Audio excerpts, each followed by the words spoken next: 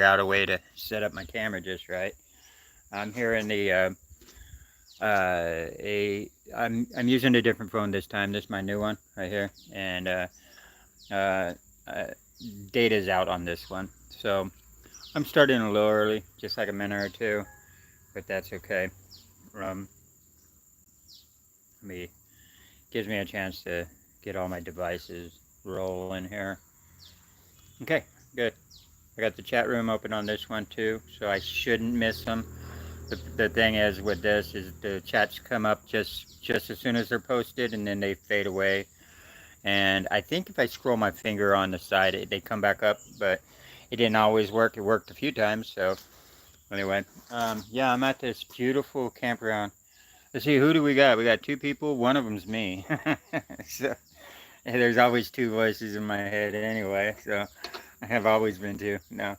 Um, yeah, I'm just waking up. I'm in a really awesome campground. Um, if I could get out, I'll get up the name of this campground. Uh, it's a camper site, Bukit Salantia. Anyway, I'm out here in Papan. Papan. Anyway, I'm terrible with names, guys. I mean, if my parents didn't call me, by my, well, I don't know. I went by Jason my whole life, so that's even confusing. Going by Daniel, not until I got into the work world, and I was like tired of explaining. Yeah, my name's Jason. My first name's Daniel, but I go by Jason. I go by my middle name. I was like, I just go by Daniel. So then eventually, I got used to it. And that's also another reason I don't go by Dan, because Daniel already felt weird enough to be called Daniel. So being called Dan or Danny or something, I'm like, just call me Daniel. So let me give you a little look around, guys. So this is the campground I'm in. I showed up yesterday. I pretty well have it for myself. I'm actually in an air-conditioned room for $8 a night. Well, there's a tax on top of that, guys. So I came out here because this was the cheapest little area out here. And I would say the only downfall would be no Wi-Fi, but that's okay. I just run off the data system, which I'm running off data now. So if the signal breaks up, it's because the signal is not like super strong out here, but it's doable. So this is the room I'm in right here. I'll give you a grand tour, guys. I have my stuff kind of spread out because I'm gonna go. So there's my room. So I mean, $8 and you get AC is very good. You know what I'm saying? Without being charged extra. I'm not too dirty, but I have to go through all my stuff and kind of downsize a bit. I'm starting to get too much junk. But beautiful out here, guys. And they had bats last night, which I'm a bat lover. And this tree right here, I don't know if it had an abundance of insects or something, but the bats loved that tree. They were just flying all through and in it and congregating over there. And yeah, no, I just I got a kick out of it because, yeah, I love bats. The reason why I love bats, so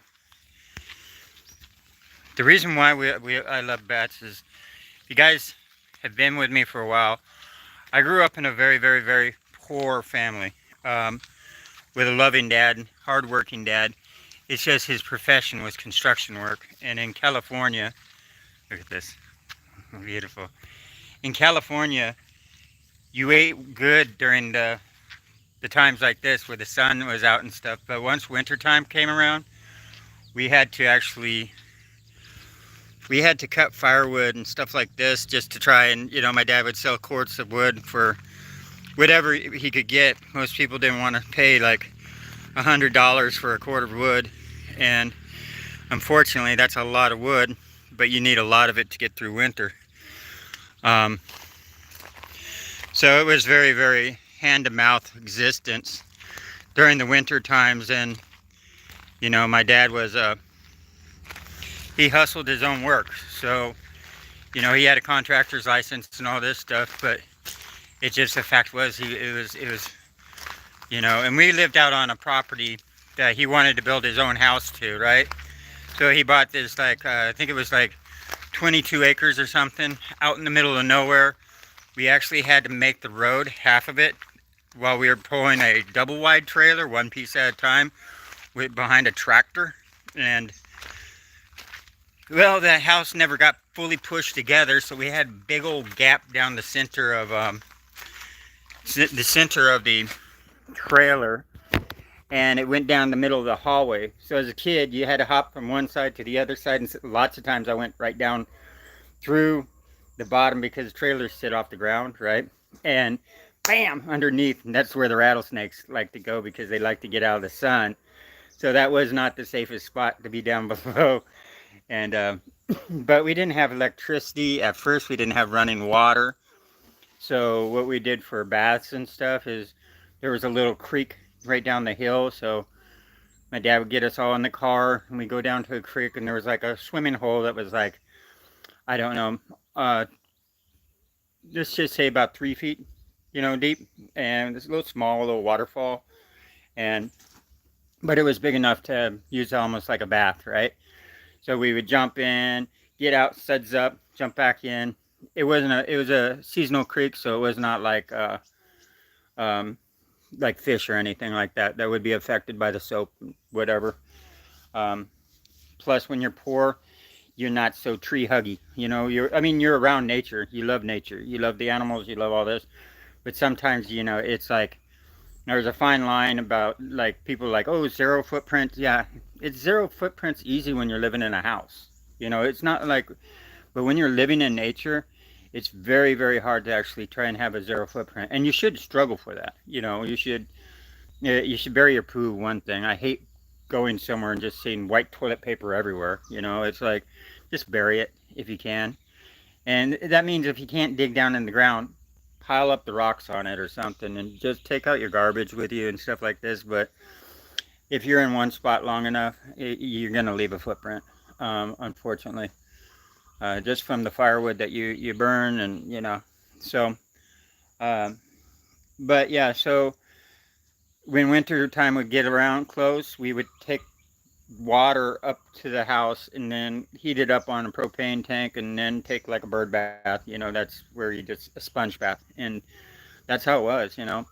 Eventually our next door neighbor had a pony ranch, right? He was a few miles away, and he gave us one of his big water storage things, and we were able to sink a pump. We had a company come out for it, but we never ended up paying them because the company was only supposed to do 50 feet because that was their bargain. That was like, hey, we'll give you 50 feet for so much. But when they came out, they just like, oh, we're already at 100. And my dad's like, I didn't give you permission to do 100, And when you're sinking a well, you're just sinking a pipe. That's all it is. A pipe straight down until you get water, and then you pump it out with a generator. So in the argument of, how much we were actually supposed to pay, because my dad wasn't going to pay for more than 50, and they wanted to get paid for 100 plus feet, right? It was a stalemate.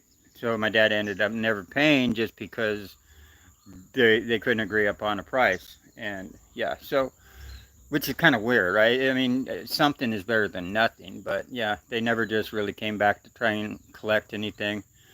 I don't know. I was a kid. That's at least what my dad told me. I don't know. My dad could have gotten sued and couldn't afford it. I don't know.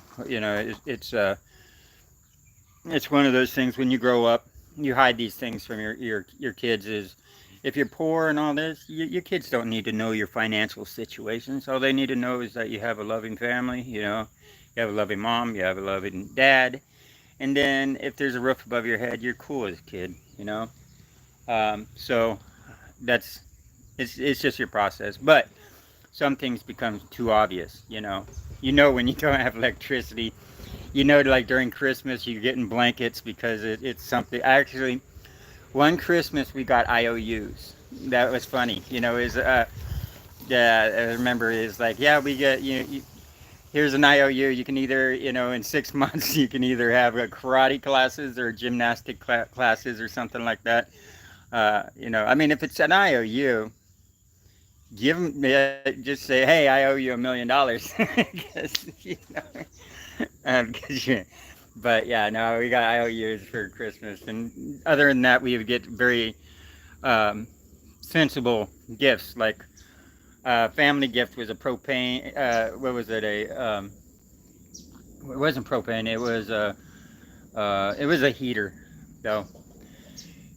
Well, on the road, how do you wipe your bum when toilet paper is unavailable? You mean, I know you're quite resourceful. I enjoy following your travels.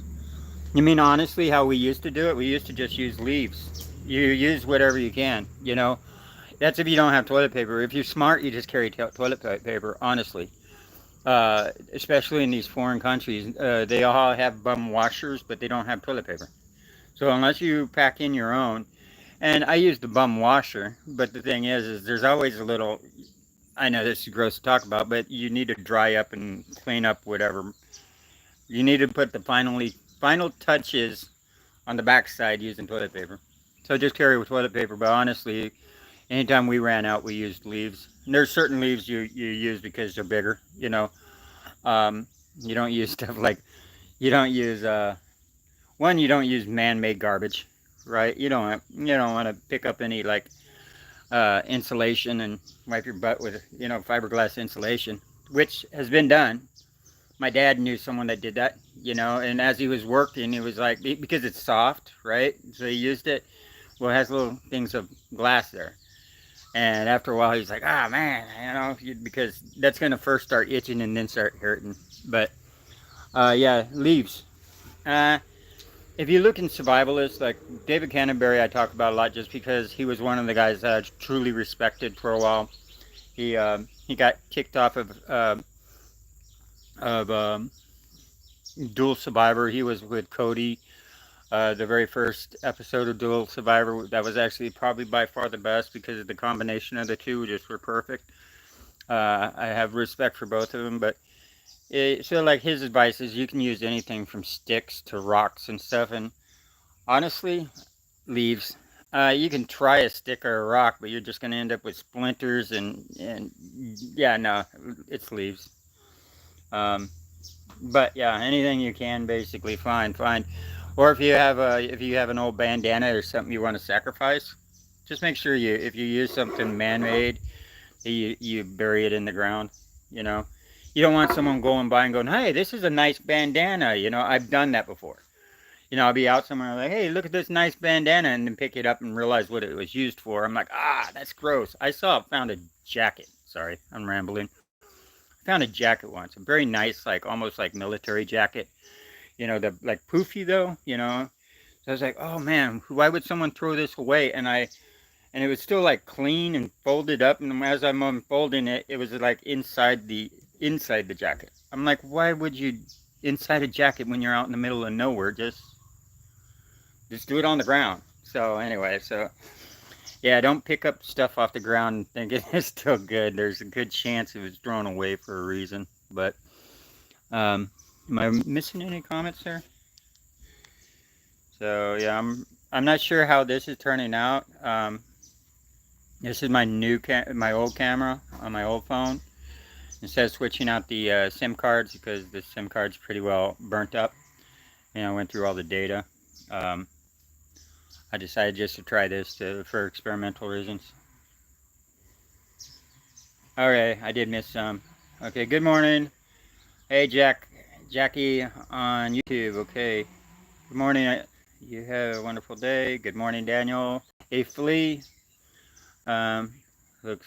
Looks low low resolution because not because of my camera. It's probably because of my signal here.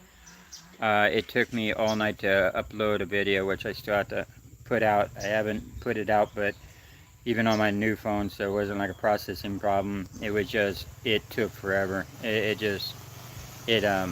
So it finished sometime this morning. So you're talking about like over 8 hours of uploading, and that's crazy because that's not the first time I've done it on this phone. I don't want to burn out the phone.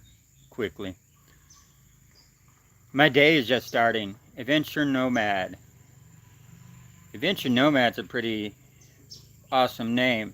I'm assuming you have a channel, right?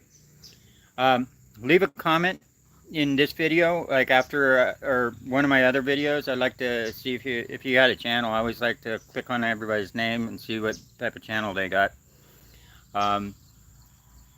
But if you don't have a channel, it's just an awesome name anyway. It's sharp now, like yes, it is sharp now, like it's so okay. Yeah, it's just where I am. Flea, I don't know if if I actually showed you. I did this when I first came in. This is the campground I'm at. So for the guys that are just now coming in, so I'm in these rooms right here. I just did a walkthrough, and I get an AC room for $8 a night plus the tourist tax, which is a lot better than over in Mersing. I wouldn't be the cheapest I could get is like a 4 out of 10 star hotel. There's a little spot out here to do a little cooking if you want, and sink. So this is the grand tour, guys. There's bathroom number 1, which is basically just a bathroom. But look, nice kitchenette area. Big table. These are rooms right here, deluxe rooms. I'll try and be quiet because I know there's some families in here. And this is the warm water shower, which is nice, with a toilet, old-fashioned. And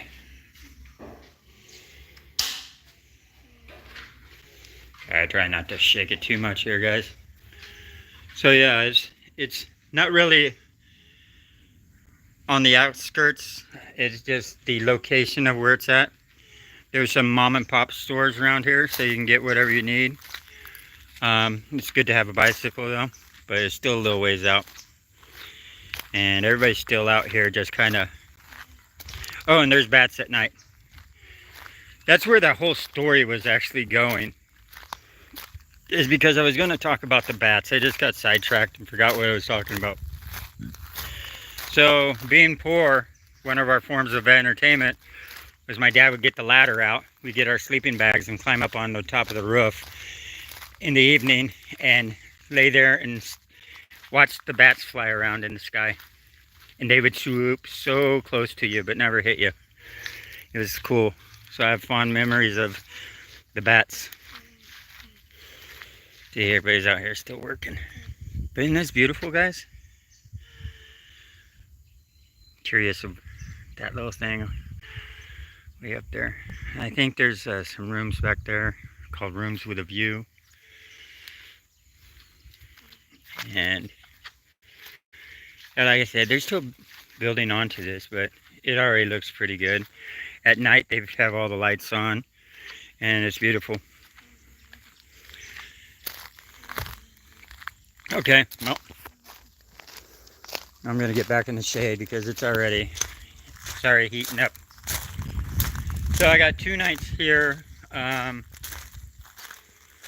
which I don't know if I'm not trying to run through Malaysia too quick. I got 3 months again, and I need to slow down, just otherwise I'll end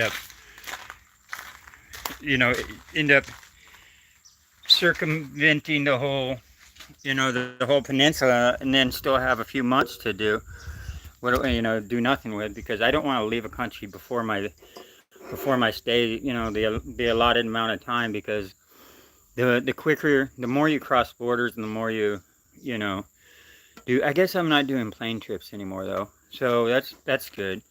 Doing the bicycling, actually, it pays for itself, because I'm not paying for the bus tickets, I'm not paying for the plane tickets. And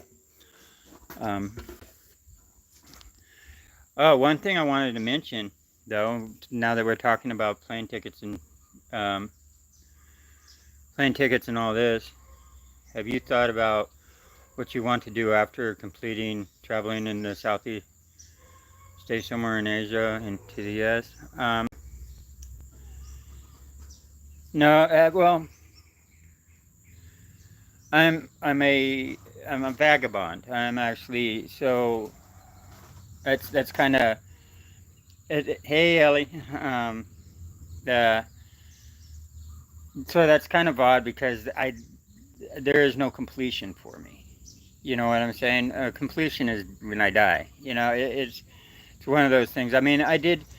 There's no problem with staying in one location for a while. Like I stayed in Tennessee for almost 3 years, but that was because I was working. If I wasn't working, I would have still been traveling. So, and trust me, I'm not. It's not a bad question. It's just people ask it all the time, but it's a different concept because I am a traveler. I mean, it's just I'm a no I'm a nomad. A nomad, you know, the longest they're going to stay is a little while on a spot. Most of the hobos, the dirty kids, they're called dirty kids, or at least the generation that was kind of right after me, right? I think we were called gutter punks, you know. But honestly, they're tramps. Okay, so hobo is like a terminology that was used during the time of the Great Depression and the Dust Bowl and stuff like this. And actually, there's a like a hobo historian, Waypoint Survival. You can look him up. You can find his channel in my link in my channels too. Just look at what channels I actually subscribe to. But if you look up, you know, try and do a little research on the history of the hobo, there's a myth that it goes back to the Civil War and stuff like that. And because that's when the trains basically, they're saying hobos been around since the train actually was invented. And probably, you know, I mean, why not? If it's going in your direction, jump on it. And people probably hoboed to get work. You know, if you jump on a train, you follow it to the end, you're going to find the Irish and the Chinese building it, right? So, and get a job with them. Uh, Not the best job in the world, but hell, you know, it's a job. A job is a job. But the actual term hobo actually comes from. No one knows where it comes from. It could be a hobo, you know, like a ho boy, you know, and stuff like this. But really, they don't know where the terminology comes from, hobo. Um, but it was popularized. If you look at a movie like Grapes of Wrath or something like that, that's the hobo.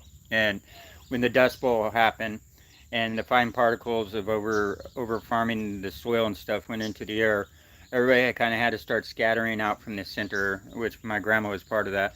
The center states because of the Dust Bowl effect, and the surrounding areas like California, Florida, and all these stuff started getting works, usually through the orange orchards and stuff like this, and people start traveling to these spots because so many people were moving out from the inside of the states to the surrounding states that work became very, very, very, very hard. So it's like then, so when you would go to a spot, you try and get work, but a lot of times it was like you only got a little bit of work and you had to go. So, and you had to try and stay away from the rest of the people because you saturate a spot for getting work. So what happened was you were riding the rails everywhere, trying to stay in front of. Like if you read some of the journals and stuff like this around that time, it was a lot of people passing through small towns and stuff, just looking for food, looking for work of any type and stuff. So many is like, you know, they're turning away like 10 people per day from their doors, and this is out in the middle of nowhere. You know, this is a small little town, and you got 10, 20, 30 people every day knocking, asking for work or food or something. And yeah, so, and there's even like, you know, some of the journals, like they were starting to mark up how many people they actually saw in a day and stuff like this. But yeah, Grapes of Wrath kind of is a good book, kind of, you know, or you can watch the movie too, the older movie. But it kind of gives you an idea of where it all kind of started. From there, the tradition moved on to what was just called tramps. Tramps were just rail riders that weren't looking to go around and work. They're looking more at the adventure aspect of it. So we're all actually technically tramps, and hobo is just slang because we're not really moving around and working unless we need. Some of us are. I actually met some true hobos that carried around their tools, like heavy tools, but they're more inclined not to ride the rails because of all the tools they're carrying, but to hitchhike everywhere. So the true hobos are actually more hitchhiking now. I mean, if you're going by what definition, are you going by hobo that rides a rail? Then that's a tramp. If you go to hobo that hitchhikes, well, you're not a hobo if you hitchhike. You know what I'm saying? If you're doing it for work, then you're just a traveling, worker. So yeah, so I use hobo as more slang. It technically it's a tramp, but the dirty kids were the ones that they got. If you look up the Urban Dictionary, they have a good definition of the dirty kids. It's not derogatory at all. It's respectful. It's just when you're riding the rails, you usually got your Carhartts on, and any rip, you put a patch. Some of these people are really good at their needlework. I mean, good at their needlework, and it's usually sewn on by like dental floss or the inside of the 550 paracord has a very nice thick white strand. So white, so the stitching pops, so you can see the stitching of basically nylon thread, and that stuff's great through the Carhartts, but you need like a canvas needle and stuff like this.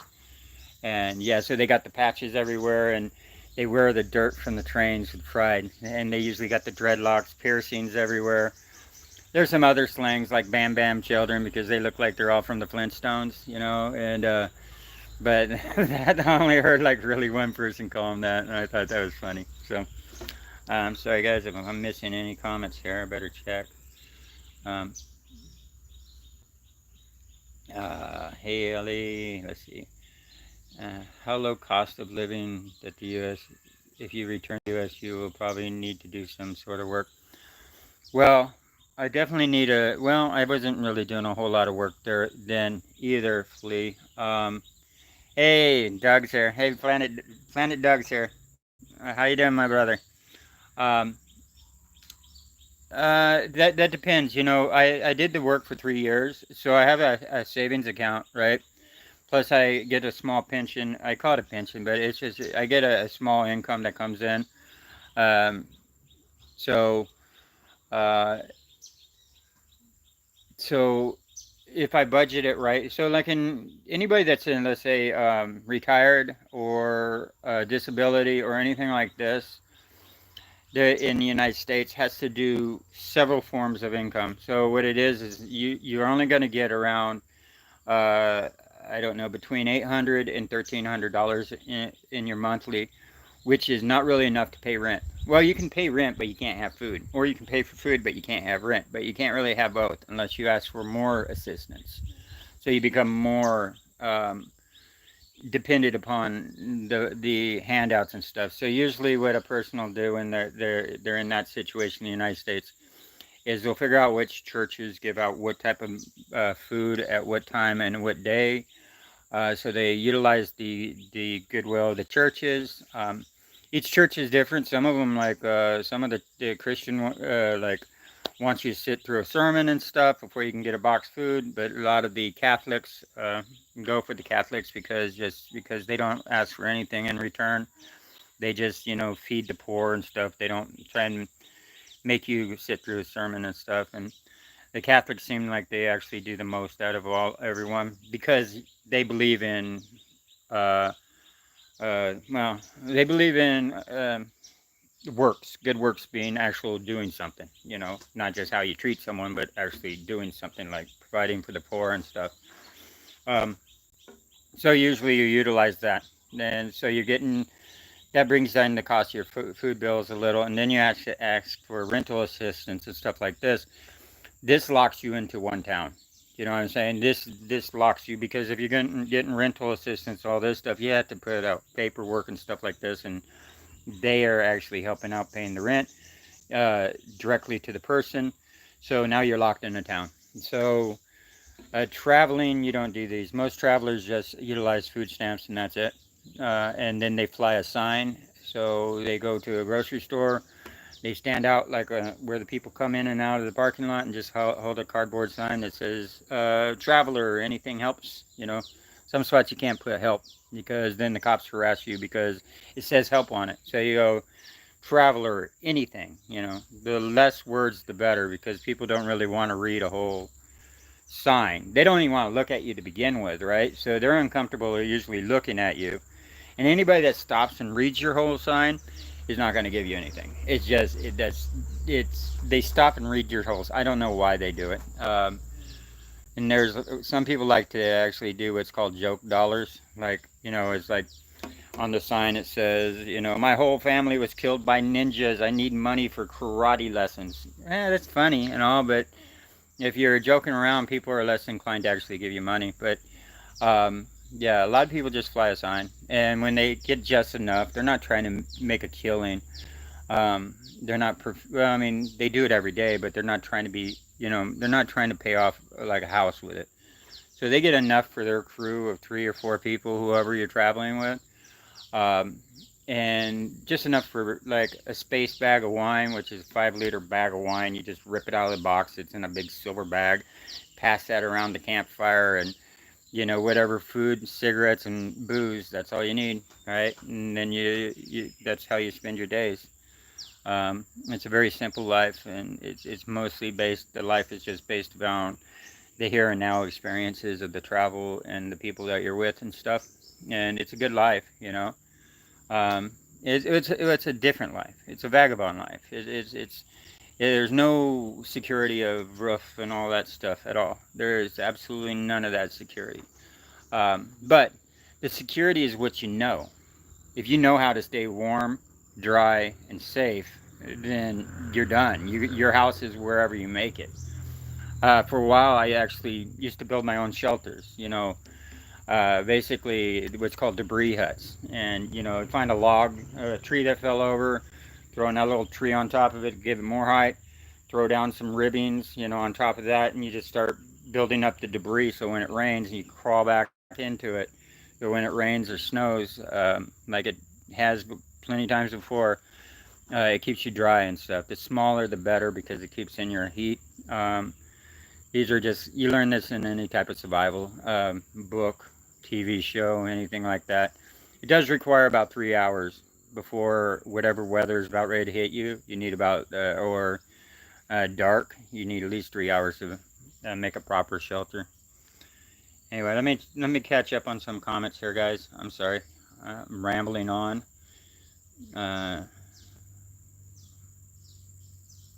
Okay, let's see where I'm at. Good morning. Hit lit. Hey, brother. Sorry, I overlooked you. But yeah, U.S. is way more expensive, by the way. That's what I was trying to say. Good morning, Dan. I watched all your live streams, but this is the first one I've actually live. Yeah, I got to figure out how, Doug, I had to figure out how to do the pre-warning, set all that stuff up. Like I said, I figure I'll learn through repetition just by doing this a lot. Stay at cheap hotels and cities. Word for a homeless person who travels to. And towns and looks for a hobo, usually you travel by. Yeah, and that's the thing is, LA it's train hopping. If you're going to call yourself a hobo or a tramp, you have to train hop. And it no longer means work, and really technically there is no such thing. Everybody's tramps now. The hobo was, but the tramps carried on the tradition. And like I said, there's still every generation, new generation, there's a new set of tramps that come out, and they're just awesome. I mean, at least the last ones were.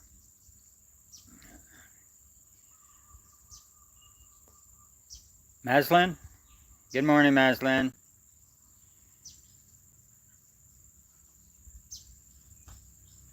Hooverville's. I don't. Sadly to say, I need to learn a lot more of the history of that whole time. It was something my grandma, like I said, came out of, and my grandpa.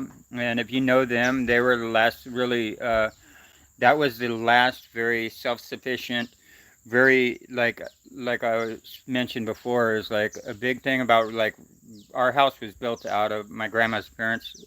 It was built out of reclaimed historic houses. So our house was not considered historic, otherwise it wouldn't have been ripped down like it was. But it was built out of historic houses, so you took down, you didn't just demolish a house, you took it down piece by piece.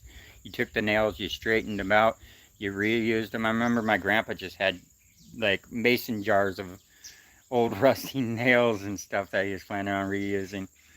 But that's how it was. You didn't throw away anything. You reused everything. Um, Hoovervilles, yeah, but they were called Hoovervilles. For a while the the hobo shacks, or the hobo encampments. The encampments are still real. I actually lived in an old one in Colfax that was been around for 50 plus years, right? And because that's right off the train, and it really is just a spot where usually there's a changeover, like where the trains stop, and so sometimes it's around the changeover areas out of convenience. You stay at the changeover areas, so when they're switching out the driver, that's when you sneak onto the train, right? And what happens is a lot of times the driver of a train will be going in one direction but only goes halfway, and the other one coming in the opposite direction only going halfway, and then the drivers get out so that they go back to the destination they came from. And when that's going on, you sneak onto whatever train's going in your direction. Um, so uh, those camps are not usually lived-in camps. Those are usually just camps that you see old hobo garbage and stuff because they're waiting on a train to stop. But yeah, most of the encampments were just locations that you're able to get away with it without the cop. When the cops leave you alone, a camp will form. And I think that's I don't know. I think those are the one what's that. But eventually, the complaints come around enough, then they'll go in and they'll destroy. They'll just bulldoze everything, and then that doesn't really do much with the homeless people. They just scatter to a different location that they're allowed to stay in. So um, okay, let me catch up on these. Yeah, so my bicycle's making a lot of noises, guys, and I don't know what it is. So just uh, Maslin mentioned the bottom bracket. I don't know if I think it might be the pedals, the bearings on the pedals, because that click, click, click, but I don't know. Um, uh, Meaning what? Good morning, brother or sister. I don't know what the name is like on some of them, so I call everybody brother at first. And then if you want to correct me, correct me. Otherwise, I just and unless like Ellie has a picture, so I can call her sister because of that picture. And unless they're like, no, that's a picture of my wife. I'm like, oh no. That was actually confusing because you were going by Muhammad Ali, and which is not a girl's name. So, but then you had a picture of a girl, so it was like a girl that's a fan of a boxer, or, but yeah, that's neither here nor there. There's just that was a confusing one for a while. Because it could be Muhammad Ali, right? And that could be a picture of your wife or your girlfriend, or it could be a picture of you and you're just going by Muhammad Ali because either Muhammad, the Prophet, or Muhammad the boxer. So, but if it was the Prophet, you wouldn't put Ali at the end. So it has to be the boxer. I set up a proper bike shop. Um, Once back in Klang Valley, I set you up a proper bike shop. Okay. I think it'll last. It's better. My bicycle now is in better condition than the one I was. That thing. I mean, and really the difference in price was not a whole lot more. Because I still would have my disc brakes were getting so thin. Not the pads, the actual discs were getting so thin. Mm. Okay, are you and Doug planning to meet up at some point? I would be interested to see a conversation about your. So Doug is actually here in Malaysia right now. I do believe that's what he made a comment. And I think he's going to do the bicycling route too. So which is we have lots of people doing bicycling. We have Josh from Hidden Hammock over in Vietnam. He's doing a bike packing bicycle tour thing. Doug, I think, is going to start up, but Doug Doug's like me though. I mean, he's gonna be moving slow just because he's living in these spots. He's not just traveling through. He's not. As far as I know, please correct me if I'm wrong, Doug. But you plan on usually staying in the whole time that you're in a place too. Like I said, if you give me 3 months in your country, I'm staying the 3 months. So I mean, that's just how it is. Um, I think just because I'm trying to live, I'm trying to live abroad. I'm not just trying to see the world, but eventually, my new location, I do want to see the whole world. Uh, it's like it just depends. If the country's too expensive, then it's a lot more camping. So like Australia and New Zealand are definitely going to be um, is going to be a lot more camping in those places because food's going to eat up my budget. But then I can get a fishing pole. Someone told me I need to get a fishing pole. I'm like, yeah, that's another thing. So growing up, my family were my family was what would you say? We ate meat and stuff like this, but we didn't do any hunting. I know that's gonna be weird because later on, growing up in the country, you think everybody hunts. Not everybody. My parents were big animal lovers and stuff like this, and they never thought to bring any type of harm to any type of animal. And even when it came to the fishing, my dad tried fishing once or twice, but that's still like a living animal, right? So, and it wasn't like, oh, we're vegetarian and stuff. It just if he didn't find it necessary to go out and kill an animal, he didn't want to do it himself, right? So, I grew up with no hunting, fishing experience and stuff like this. So anything like I ever learned, and I still really don't. I just buy meat. I don't go out hunting. I've shot guns. I had an SKS, a Chinese pre-Brady SKS, a Colt 45 Army. I had some of these in Arizona just because everybody has guns in Arizona, and me and my dad would just get our guns and go out and shoot the clay pigeons. The fluorescent uh, fluorescent orange ones because those blow up when you hit them. And you can set them up and see them from a distance. And when you hit them, because they blow up. And after a few rains, they just go back to clay anyway. So they're better for the environment than trying to like shoot glass bottles or anything like that. And you can get a big old box of them, like 150 of them for $3, or you used to be able to. So we'd go out shooting. We'd get some bear. And I know some of you guys are going to throw stones at me, but we used to get some weed and stuff like that and just go out and but that was my dad. My dad kind of came from the hippie era, and but then when he had kids, it was like he went super straight Christian type, hardworking father. He didn't want us kids to be exposed to any of that. It was until later that I found out that he used to have a hippie background. So once I got old enough, so once I started getting in trouble for the same things, that's when he would just say, "Okay, I'm gonna start talking to my kid, open up, and start giving good advice." And I was like, "Oh, I didn't know you were like that." So, tourist visa is like oxygen. I can't waste it. Yeah, and that's the thing is once Doug was mentioning, he goes, "Yeah, I stay my max time." um, Yeah, so Doug says, yes, I normally max out my entire visa. Tourist visa is like oxygen, and I can't waste it. Yeah. So, yeah, Doug does the same thing as me. We're trying to live abroad, not do travel. So this is more like a nomadic vlog. It's like we're not going to the fancy restaurants. We're not staying in the fancy spots.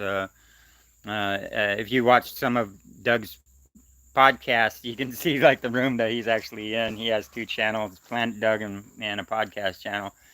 And the podcast channel is pretty good. Just if you want to listen to something, Doug always has something good to say, and just have it playing in the background.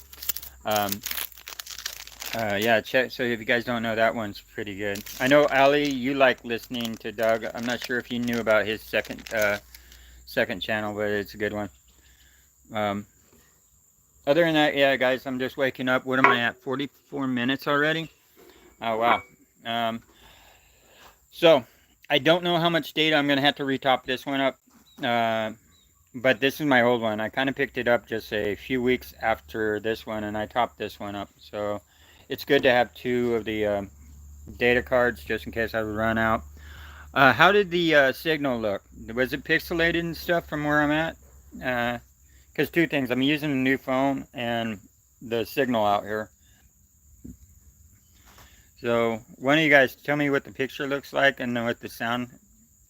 I think Flea said earlier I was a little pixelated. I was wondering if signal's clear. Okay. Because if it's not too bad, you know, then I don't mind staying out here another day. The only bad part is how long it took to upload, you know, my video, which I'll be sitting out next. Let me work on the thumbnail. Doug, I don't know how you do the thumbnails. You have some pretty, I know you said you just usually take a still shot, add in the text, you find whatever one you like out of that. But Canva is a very confusing app, so I hardly ever use it. I just cannot figure that out. At least on the phone it is.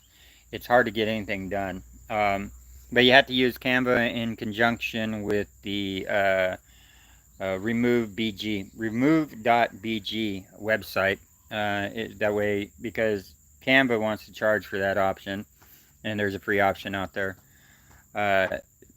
I mean, it's a lower resolution. If you want the higher resolution, you pay on the remove background, you know, website. But it seems like Canva has a pretty good AI, you know, for doing the cartoon backgrounds. I mean, that's where I'm at right now. You know, I'm just trying to find my niche without staying up all night doing the damn thumbnails and titles. ChatGPT is what I've been running through. I just told ChatGPT what I did for the day. Said, please give me an idea, and it spits out a thumbnail idea and a title, and I usually take that, copy paste that, and I throw it into either Canva or vidIQ and figure out which one has the better looking drawings, you know, computer art or whatever you want to call it. And then I slap a picture of me in it, throw in like the Malaysian flag up in the corner. And that's pretty well all I've been doing. I got to take a few different pictures of me in different poses. That's why I'm not always using the same one. And I'm trying not to do over-the-top facial expressions, too. I think those are a little corny.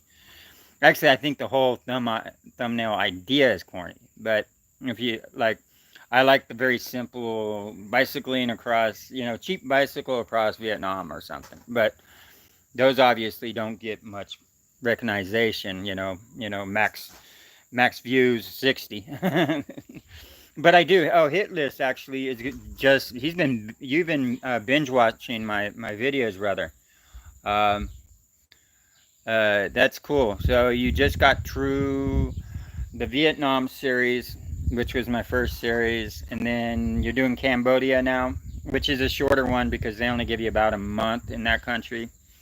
So that's cool, brother. Thank you for binge watching my, thank you for watching my old stuff. It'll make you an expert. I'll give you a blue wrench and you can answer all my questions for me. That way I don't have to do it anymore. It is getting hard to actually, I have to actually spend a few hours on the comments because, you know, like I let it slide for 1 or 2 days and then it was like 2 hours of just trying to make sure I read everybody's comments. 1080. Okay, I don't know how to adjust that. I think Flea actually said set it to 720, and I don't know how to set it to 720. Maybe I'll watch a video later on it and try and figure out how to get better at this live stream. But you're saying I'm live streaming at 1080? Audio is great? Okay, yeah. Maybe if I set down a little lower than 1080, I'm surprised I'm at 1080. Let's see. I gotta get all the way down here. Tom, you barely got 10:46. You just got in. I'm thinking about wrapping it up. I wrote you something yesterday saying, yeah, I'll be doing it at 10. Okay, so Hit List, you're on, you just got to the Anchor Wild. Yeah, that was a crazy one because when I got to Angkor Wat, there was so much. So I only got the minimum pass, right, which was like 24-hour pass. Is that there's this 3-day pass and the 1-day pass, which they let you go in at sunset the day before, so you can go up to the top and see one of the sunset points, right, at like 5:30 or something like that. And then the next day, I try to fit everything in. And the Angkor Wat's actually two different ways of doing it. You can actually rent a driver, a little, tuk-tuk driver, and for really cheap. For like the whole day, I think it's like $30, and if you split that between two people, it's 15 each. And they drive around and just wait for you everywhere. Um, Also, Angkor Wat has, so during COVID, Angkor Wat trained a bunch of people in the archaeology and stuff like this. They actually utilized the time to train um, knowledgeable people. So there's a lot of people there that just know the history and stuff like this. And I think it was someone told me was it 1 year? It was either 6 months or 1 year to get your certification to be like an official guide and stuff like this. But they have one for less because they also taught you hospitality and all this stuff. But you could get one for less for like in 3 months, where the minimum they wanted you to know is the history and the archaeology and stuff like that. So you didn't have a lot of tour guides going, the aliens built it. And the dinosaurs were here, and nah, you didn't have anything like that. So Angkor Wat, but that was like 3 videos one day, so that was crazy. I had a lot of footage from that, but I get a little camera happy. I start hitting record on everything, like, oh, record this, and I need to learn not to do that, because if I don't record it, then I don't have to remove anything, and I'm really stink at trying to remove anything. I don't actually, unless the shot's so far out of frame, I'll cut that out. But honestly, I don't throw away anything. I just stitch it all together. And yeah, so if I just don't record it, then I won't have it. And my videos will be a little less.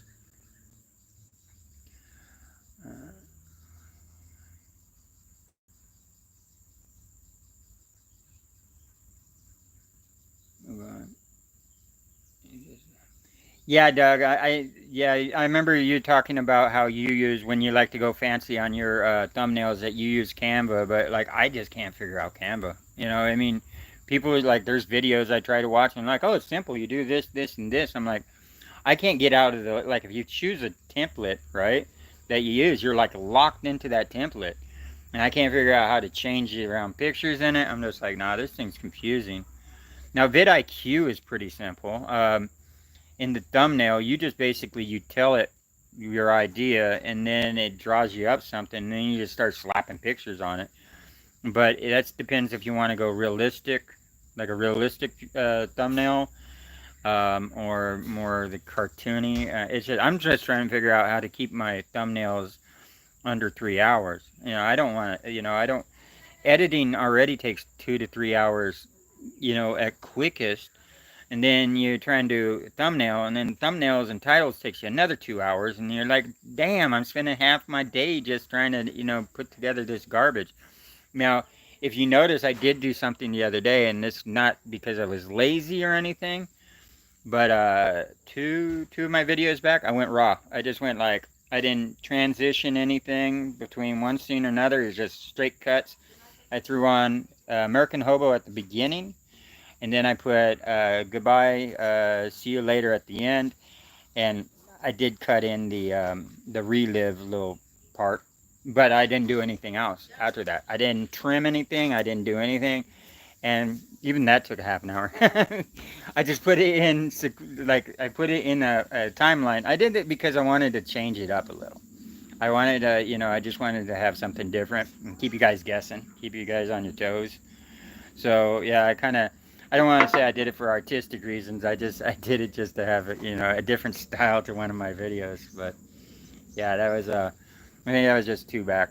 No, the thumbnail I actually I did put some time into the thumbnail, so it's funny because you have the thumbnail look good, then you have a video that's just all choppy and thrown together. I'm like, yeah, okay, that's cool.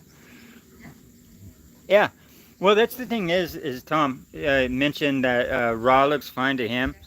There's a video about a guy that I posted a while back. He got the raft and did the river there in Mexico, you know, that runs across the border where all the people from Mexico run into America from. And I think that's a 50-mile long or something like that. And he did it in a raft, and he doesn't do any editing. It was a very intriguing video to watch too, just because the way he narrated it, and he has those aviator glasses on the whole time. And yeah, it's just raw cut, click, click, click, you know, from one scene, and I was mesmerized by it. Hello. And I noticed, I think, what is it? Let's Go Cycling doesn't transition his, and you know, as soon as he throws up a video, it's got 8,000 views and 300 likes, and I'm like, well, I think we spent probably a lot too much time on the editing, and so not editing a video and forcing myself not to edit a video, which was hard, it at least shows me. It gives me a base, you know, a control to figure out, you know, how many people actually watch it too, compared to the other ones.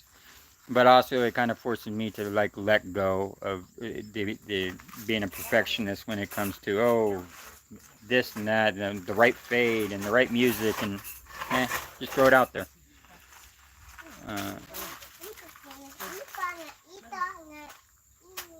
Yeah, I agree, Tom. So Tom says at some point AI thumbnails will be so prevalent that folks will click on real over the phony, and you can already see that in YouTube with, you know, there's some rules like you got to be four words or less. The thumbnail can only tease the title, but you can't repeat the title. The coloring offsets like yellow and black, red and black, and you know, these are, so you see the same thumbnails, right? But the reason why people were using that style of thumbnails is because they stood out from all the other ones. But now they're all looking the same. Eventually now something like a real thumbnail is going to pop up and catch everybody's eyes because it's just different. And it's the same way that you don't use a dark thumbnail compared to a light contrast one, because the eye will catch faster. Also, you want to have like if you have the before and after, it causes a question in the mind, so they want to click on it like, okay, that's the beginning, that's the end, but what happened in between? So they click on it, and you're causing intrigue and question in the mind, and that's where a lot of these things, like, you wouldn't believe this happened, you know, that type of title, clickbait title, that's why it causes people to click on it, because it's like, oh, well, I got to find out what the answer is, you know. And then when they don't live up to that clickbait title, which is usually within the first few seconds, you should answer whatever the title is or whatever the thumbnail is when in the opening, and not in the closing, which I've been kind of doing the closing, which is not good. That way you answer the question right away. But if you don't answer the question, YouTube doesn't like that. They don't like that. So if you go like, you know, I buried my neighbor in my backyard, and there's nothing about that in your video whatsoever, then YouTube won't show that video to anybody. You know, they're going to realize, because everybody's going to click in and then just stop, you know. So yeah, it's these are things I'm just learning as I'm going along. So yeah, it's just, it's school. That's what it feels like. It feels like being in college again, community college. I never went to the big boy college. At some point, you know, one guy I watched just moved his hand up the camera lens to cut, and then he started this. That works. Just kind of, you know, next scene. that works for me. I was just like, okay, end of scene. Sorry, he said one guy I watched just moved his hand up the camera lens to cut, and it started in the next segment. And it works, yeah. Like I knew one guy, so on the DJI, if I don't like the actual film, I can just hit the button for long and it deletes what I was just recording. But not every camera has that option. So like for when he wanted to delete a scene, he would just clap, right? And in the audio, that would show a spike, and he like, so when he was going over his footage, he would see that spike in the audio and go, oh, this is one of those clips I don't want, and he'd just throw away. You know, I guess these are all things that shortcuts that you can learn as you go along. Um,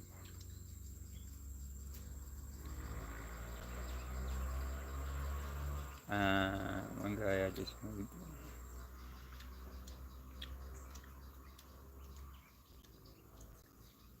yeah, the main thing is trying not to stay up all night. I stay up to 2 or 3. Tom said the important thing is to not make it such a chore that you stay up all night, and that's the thing I'm trying to get away from. And I thought the better I got at it, the farther I could get away. And I have not really learned. I learned like 1 or 2 shortcuts, but it didn't take away from the fact that I'm zoning out, and trying to, getting wrapped up on like music takes a long time, and yeah, so that's what I'm trying to get away from. Uh, uh, and Bingling, yes, I don't hear people saying brother or sister these days. I often hear pal, homie, mati, mate. I think buddy would be more confident. I wouldn't know what similar for a female is. I don't know. I say guys a lot, and guys is supposed to be a universal term, but I've had people get upset about guys, like, I'm not a guy. Well, no, guys. Guys is a universal term, masculine, feminine type thing. It's like you know. Yeah, I've been hearing, so brother, sister, uncle, auntie, these are like in Hawaii were common. Brother, sister is very common in the United States. I've actually heard uncle here. If people are like, hey, uncle, uncle, which I didn't hear uncle since Hawaii. So, um, pal, homie, yeah. The only thing is brother is actually is brother is one of those things I've been saying such a long time. It's in my character. It's not like so. Yeah, you say bud, sport, ace. These are not terminologies I use, and not something I would actually be comfortable using, because it would be, yeah, it's out of my element. So if anybody takes offense to it, then yeah, and I just walk away from them. Because one, if anybody takes offense that, hey brother, I'm not your brother. You're not a person I want to talk to. Turn around and walk away. You know what I'm saying? Because you're not going to have a good conversation with a person that pops off like that right off the bat. You know, so there's no point in standing around trying to explain yourself, saying, oh, well, I just naturally say that to everybody, and I'm sorry that you take offense. Nah, if he takes offense to something like that, turn around and leave him be, Let him get along with himself, Um, 3 dots, choose, don't recommend this. That's funny. You recently got a 90-day visa extension and weren't given any physical confirmation, such as passport stamp. What proof can you show Malaysian authorities if you're questioned? Well, it was the Malaysian authorities that did it, so they had to look it up themselves. I don't need to actually. If Malaysia actually, it was more for myself. They'll have to look it up on the computer. If I'm in the computer, which Doug told me how to look it up to see what I meant. But if you guys, like, going into Singapore was the same way. There was no stamp to go into Singapore. So if that system is set up, then they have to look it up on their computer. It's the days of saying, hey, let me see your passport. You just show them on your phone and go, no, I need your physical passport. You're like, no, you don't. The reason why is they do that in some countries like Vietnam and stuff like this, is if you give them your real passport, they'll hang on to your real passport until you give them money. So a lot of people put it on their phone, and if they want like the picture of their passport on the phone along with your visa stamp if you got one, and yeah, you can just refuse to show your passport. And if they want to arrest you and take you into, wherever, and the supervisor wants to do that, that's fine. But a lot of times you don't want to give up your passport. Now, what type of legalities will you run into? Like I said, they could probably arrest you and bring you in, and then you can present it. You can just say, yeah, you don't have it on you. No, you keep it on your phone. I know a lot of people don't carry it on them because if you lose your passport, you're messed up. I'm not because I have a passport card. That means it's in my wallet. I'm allowed with the passport card. I can't travel on it, but I can get back to the United States, and I paid the extra money for that. But yeah, I don't. That's the thing is without a stamp, it's like, how do I know I'm 90 days? It's 90 days just regardless when you come in. It's you either have a single visit or multiple visit 90-day pass. So. But like Doug said, I can look it up, and just for a guarantee, honestly, if they put the system in play and a cop wants verification, that I haven't had that here in Malaysia yet. Actually, I haven't had that anywhere. Um, I had one officer ask for my visa, my passport, and then he was like, "Nah, never mind," because I was looking in for it in my bag, and he's like, "Nah, never mind." He's like, "Don't worry about it." Um, so I guess I'll cross that bridge when I get to it. So if someone says, "Well, where's your stamp?" I'll just say, "Well, you guys never gave me one. It's digital." I'm pretty sure more places are just going to be that way. It's just how it's. I'm pretty sure that everywhere is going to follow suit eventually.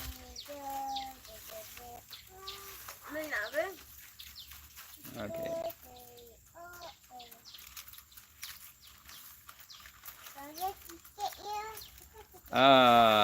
Let's see.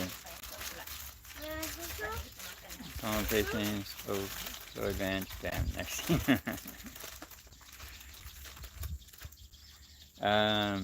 Editing genius. Clap. Editing genius. I'll be back November 12th and on. You'll be to Tom's going to Bangkok on the 12th. Okay. Actually, if you're editing on the smartphone, I do the editing on my smartphone out of convenience. That's actually why I had to get the better processor, because really the only reason I get even a flagship to begin with is just because the Snapdragon 8 Elite, and compared to the what was it, the A18 in the Apple, side-by-side comparison. Let's say the Snapdragon went out in multi-core processors, or the A18 actually went out in single core. I don't know what that means. So it sounded like neck tight, side by side, and this was the cheaper model by a few $100s. Because yeah, it was just a cheaper model, and Samsung was offering more for the money, and it was a platform I already knew, being Android, being a Linux system, which that's what it is. It's Linux. So more familiar with the open aspect of that, where Apple has you locked into one system. Like when you're in Apple, you use only Apple things, where you have a little more freedom with a Android. I'm not saying Android's better, because Apple's always beaten out Android on camera, on processor, on all this stuff. So I was surprised that this one even did halfway. That it's, well, people say it beat out the the processor in Apple, but Apple's got a new M series coming out, so it's not going to be long lived. All right, guys, let's see. If I've been to do my time. I just go to the magic marker and describe in the prompt what you want, and it is ready. Have you used it? Yeah, the magic marker, the AI program. That's what I've been, my Rose channel. And that's what I was just explaining a little earlier, is that's what I've just discovered on Canva. And I'm using it in conjunction with ChatGPT. As I'm taking ChatGPTs, I tell ChatGPT what I did for the day.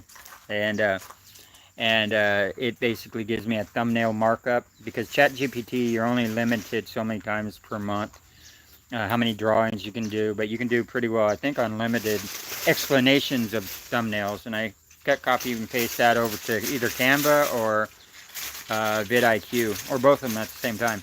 See which one actually does better, but both those programs do really good. ChatGPT's an okay draw. I mean, it does 16 by 9s okay, and Grok is terrible. Grok is just really terrible. So its art is not very artistic, which is kind of weird to say that about an AI, but well, good. That's what I saw from an old school, so that means bad. Looking at your cover picture, hobo, bringing to mind about living in some place like that. Yeah, I wasn't sure. Oh, the American Hobo Live, the guy sitting there with his dog. That's a famous painting. You probably know the guy's Christmas paintings and stuff like that. So I wasn't sure if you could get a well, I'm pretty sure that it's a copyrighted image, and I wasn't sure how that was going to go over. But yeah, the American Hobo Live little badge that I made, I actually made that thumbnail on UCut. UCut doesn't make thumbnails, so I make a 4-second reel, and put the letterings on and all this stuff, and then I just I save it and then take a screenshot of it, and then it's a thumbnail. You know what I'm saying? I size it for 16 by 9, and that's how I get the thumbnail. It's probably lower resolution because it's a screenshot, but hey, it is what it is. It's the only thing. It's the only way I know how to do it right now. I mean, maybe one day. It's funny because trying to improve at the whole YouTube thing, but at the same time trying to get on a bicycle day to day and just ride for a long distance. Anytime any type of little thing pops up that I have to do, like any type of, oh, I need to do this or I need to do that, it's like an all-day event, because it's I had to take off, like stay in a place just to get 1 or 2 things done. KL, I was there for a long time, but KL was pretty cool. Bugs for me. I'm more of a Walden simplicity guy.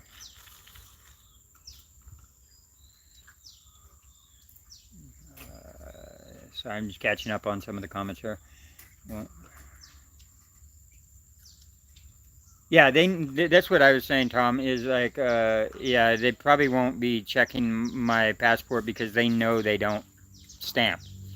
I did, I think, when I came through the border up there I'm trying to remember if they even gave me a stamp at the border when I crossed on the bicycle coming in. And I don't remember. I had to look. I had to actually look in but I'm not sure if I got one that originally came in. But yeah, they know they don't stamp anymore. So yeah.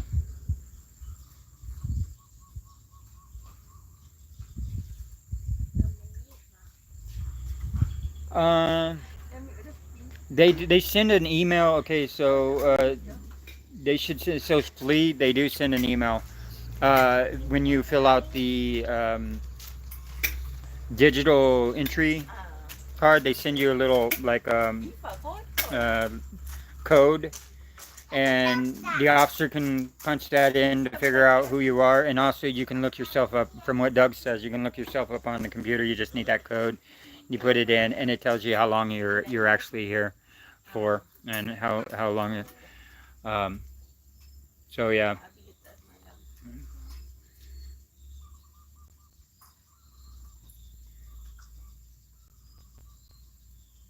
Yeah, but you know what? So Tom's saying Linux rules. The thing is you got to kind of be old school to really appreciate what the free platform of Linux was back in the days, and it started with the IBM big companies, right? Um, and yeah, it was like those were the computer companies and stuff like this, and Unix systems, and the Unix system was with IBMs and all these major corporations.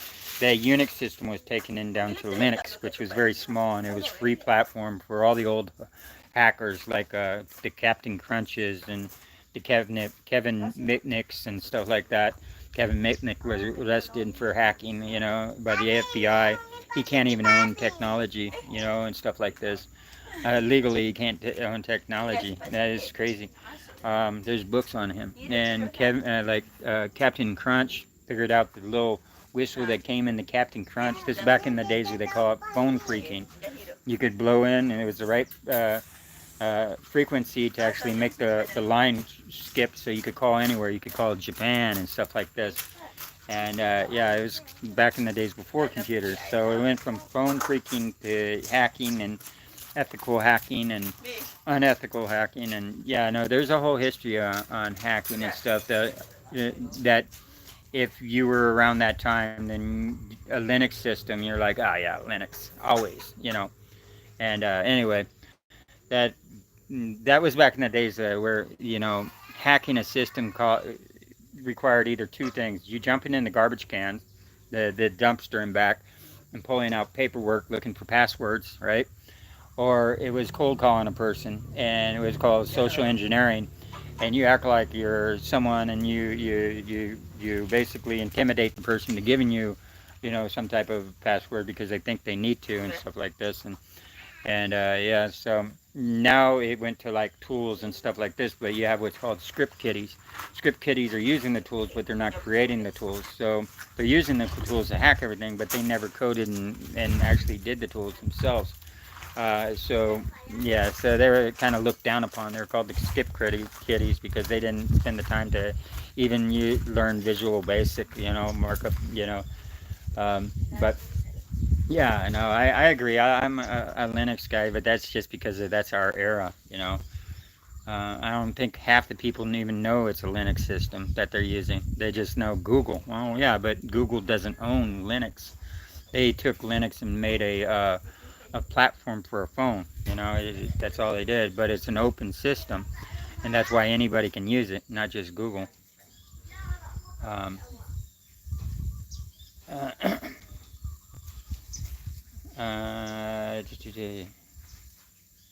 Yeah, and if it works, then it really works for you, and it's fine. I spend a lot of money on my smartphone, as I think it is a disposable. I don't.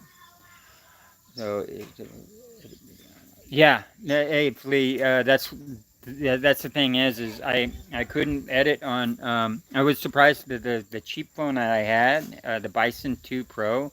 You guys want to look them up? It's a cheap phone. It actually had a really good processor in it, and it's liquid cooled battery. And it actually, I was surprised when I got the new Samsung how the A36 how much it failed in comparison to my old Bison. And the Bison was a cheap phone. I mean, it really was. It was like no, look it up on Amazon. Bison 2 Pro, and it was crazy how that one, the GPU went out, so I had to throw that away, and there's nothing you can do after the GPU goes out on it. So it's crazy because I got the phone just because it was supposed to be a rugged phone, right? So it's like underwater, you can put it in water. It says don't put it in salt water because the connection pieces and stuff. But real honestly, the first time I dropped it was when I was walking the Fisherman Camino in Spain, and I was in a really sandy area, and I dropped it and the screen popped out. And I'm like, well, how waterproof is that if the screen just pops out that easy, right? Especially in a sandy location, and but it actually turned out to be a really good phone, all in all, and it was a good workhorse. That's why I continued editing on it after I got and then I was like, I got to go pick up the S25. So, yeah, like I said, I do not buy expensive phones. I buy cheap phones, and so this is the first time I actually spent, and it was all just because of the processor. And I'm trying to keep everything small, which... it's a little late to be talking about this, but that guy that I ran into, George, that I went to Singapore with, he was a big inspiration. So he's a bike packer too, but the thing is, he doesn't pack anything. I mean, absolutely nothing. I was surprised. I was like, what? So If you guys know anything about long trails like Appalachian trails and stuff like this, and the Pacific Crest Trail and stuff, there's a few true hikers. That means they do the whole trail at once, which is like 5 months worth of trails, but they carry nothing, absolutely nothing. Just like maybe some a bag of trail mix and some water, and they try and get it done in like 2 3 months, 3 months instead of 5, and they carry nothing, absolutely nothing. And that's kind of where I come in with like the cold soaking and stuff. That's kind of a version of that, where you carry almost nothing. But George literally carried nothing. I asked him if I could do a interview with him. So I was like, can I do an interview with him? So I was actually supposed to do an interview, but he ended up taking off to Batam Island or whatever the next day, and I ended up, I was just dog beat, tired, and I never got around to actually interviewing him. But he carries just a little sack, and he on his back, and that's it, and it's under 4 kilo. So yeah, he's under 4 kilos. He says once he gets to 4 kilos, he has too much and he has to throw out. So he brings like a pair of change of clothes, and that's it. And yeah, that's it. Just one change, a few changes of clothes, and that's it. Everything else is nothing. But it requires him to stay indoors everywhere he goes. Cheap motels and stuff like this. So I traveled that way once before too. I had an SOL emergency bivvy, which is survive outdoors longer. I just found that out from Josh on Hidden Hammock. I always thought it was, out of luck, out of luck. SOL. I'm like, oh, it's survive outdoors longer. It's not, it's not crap out of luck. Anyway, so I realized even with I'm starting to carry too much gear. And when I started this in Vietnam, I only had about 7 kilo, right? I was I was around the 7 kilo, slightly above, maybe 8 kilo, but enough to when I needed to hop onto a plane, I could drop to 7 kilo. And I want to get back to that.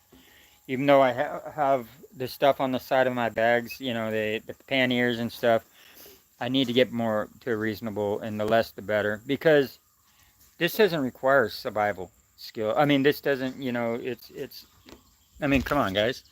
This doesn't require, hunting and fishing and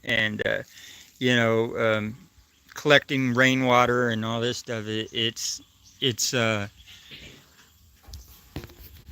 doesn't require me to carry around a lot of food. It doesn't require me to carry a lot of, a jacket and all this in this weather. So but I do like to have my jacket because I don't carry a sleeping bag. So I need to go through my stuff and see if I can drop down to a reasonable weight again, around 7 kilo. And then, yeah, and 7 kilo, if a pound person, just double it. So around 15 pounds is what I'm looking to stay at. So, and, so there's an old saying, it's like, the bigger your backpack, the more your tendency to carry around all your fears, because that's what you're doing, is you're packing your fears. You're scared to be cold, so you got a jacket even though it's summertime. You're scared to go hungry, so you're packing food. You're scared of not having a fire, in a survival situation, so you got your fire starters, you got your knives, but with a knife you got to bring a sharpener, so now you got a whetstone and a knife and all this stuff, right? And if you have an 80-liter backpack, you're going to carry 80 liters worth of garbage. It's just, that's what it is, because you don't really need anything to survive. I mean, I'm talking about, in this scenario, if you're out in the wilderness, you need more gear. You definitely need more gear. You need more knowledge and you need more gear. But just riding from town to town, he's carrying nothing. I mean, he's only carrying a few changes of clothes in a backpack and a water bottle, and that's it. And he has no panniers, no backpack. I mean, I was like, where's your bags? And he's like, this little, and you're talking about one of those backpacks that have strings, they're this little sack with strings. That's all he's carrying around. And I'm like, man, that's an inspiration, because he's coming all the way down from Thailand. So he's already gone through all of Thailand. He's been bikepacking for 10 months now. that way. And so there's a freedom in not having anything.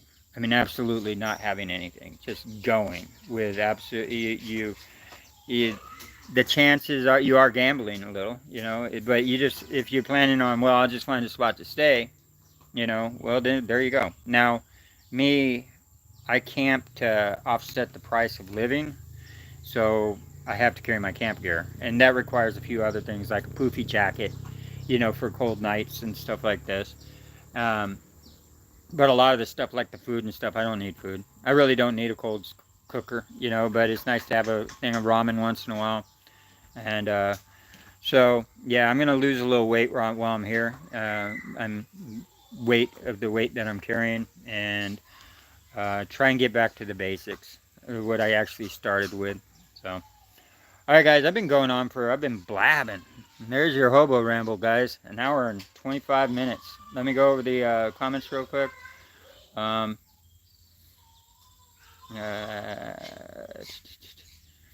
Next time when I enter to Port Dixon again, but since it is a small port, they don't have an auto technology yet, maybe. Yeah, so, yeah, Doug says he got a stamp up in the north up there. I think I got a stamp too when I went in from Thailand in. I went through where all the motorbikes were crossing because they didn't know which direction. It was like they looked at me strange when I was trying to walk in with my bicycle, and they go, no. They pointed out at the motorbikes going in, so I went in with motorbikes, and they kind of looked at me strange because I was on a bicycle, and because they charged the motorbikes to come in, but they didn't know what to do with the bicycle, and he's like, nah, just go. Here, I think he stamped it, made sure I had my written out paperwork, and that was it. Okay, so, yeah, so someone's asking about the Tioman Island. On the last video, I do believe I explained that. That's why I'm here in the campground here. No pick. So the reasonable accommodations that I could find in Tioman Island. So I'm in a campground right here. The reasonable accommodations was for September. I didn't even notice that.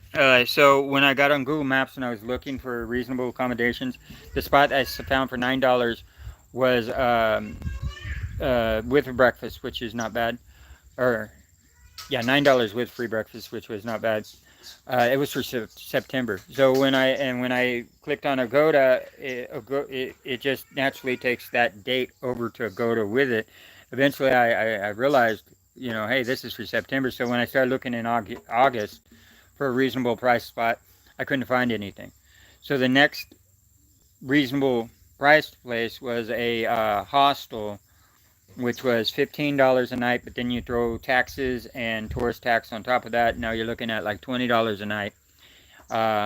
It's $15 out there, $15 back. There's a excessive baggage fee for my bicycle, which I don't know what it is. So now you're looking at $60 both ways, right? I mean, $60 round trip. If I stay out there, that's for 3 nights, that's an extra $60, $20 a night. So now we're at $120 for 3 nights, right? And then there's an excessive baggage handling on top of that. So for me, just to get out there for 3 nights, you're looking easily at $150 or more, And what it is that $150 on here on the mainland can go so much farther. You're talking about, 2 weeks, at least, I don't. Haven't been gauging it too much, but I know $150 goes a lot further. So what it is it became a financial thing for me. Like I said, I don't really have the cash to be throwing around like that unless I want to, join the work world again. It's like, yeah, I don't want to blow through my tax. So financially, this spot was up here. They had room, nice AC, campground. For $8 and nothing really over in I couldn't really find anything over in town down there. Sorry. So I couldn't find anything Mersing that was halfway reasonable either. Most of the rooms were $20 plus. There was one spot that was less, but it had like 4 stars out of 10. and it was like terrible. So, so I came out here to the campground, which I like. It's a really nice campground. But yeah, so it came down to a financial thing. I had to skip on Tealman Island just because too much money, honestly. All right, meaning what? Goodbye, brother. And yeah, I'm going to be closing up here, guys. I've been going on an hour and a half. Let me look. Um, Doug, I think, yeah, yeah, Doug's in Malaysia. Yeah, yeah, Linux is open source, right? So that's why Linux actually had what was called X Windows. That was the free GUI that actually came with it. You know, the graphic user interface that came with it, but it wasn't real good. X window was not the best. So that's where you got Red Cap, Linux, and everything else was just they're selling you the GUI. But that's how Windows was too. Windows wasn't an operating system. Windows was just the GUI that was thrown on top of DOS. You know, DOS was the operating system, and yeah, Bill Gates never invented DOS. You know. So they follow Indonesian. They drilled underground bunker for water source. Yeah, thinking 250. Okay, guys. Okay, yeah, I think I'm at the bottom of the screen. Hey, guys, I'm gonna get on my working on the thumbnail, title, all that stuff. So look for my video from yesterday, and that'll show a little walk around of the place out here and stuff like that. So I'm gonna go ahead and end it here.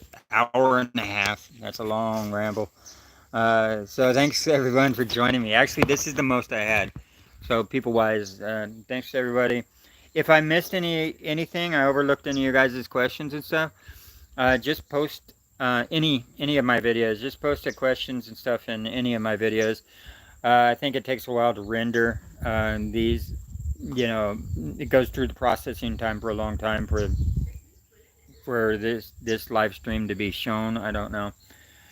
So yeah, any of the questions or comments, just leave them in any of the newer videos, and there's a greater chance I'll find them. You never have to be on topic on any of my comments. You know, you just treat all of the comments like a chat room. All right, guys. Hey, thanks for joining me, guys. I'm gonna go ahead and yeah, finish my coffee and have another one. All right, peace out, y'all. See you later. Bye.